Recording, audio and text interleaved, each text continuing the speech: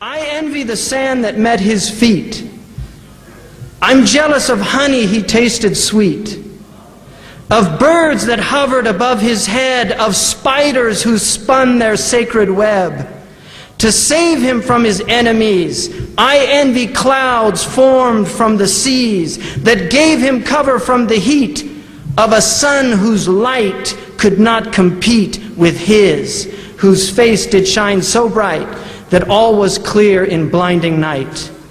I envy sightless trees that gazed upon his form completely dazed, not knowing if the sun had risen, but felt themselves in unison with those who prayed and fasted too, simply because he told them to.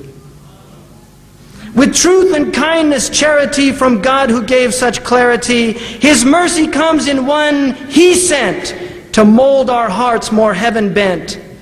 I envy all there at his side who watched the turning of the tide as truth prevailed and falsehood fled and hope restored life to the dead.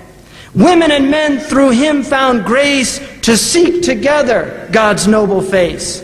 I envy the cup that gave him drink, his thoughts that helped us all to think, to be one thought that passed his mind, inspiring him to act so kind.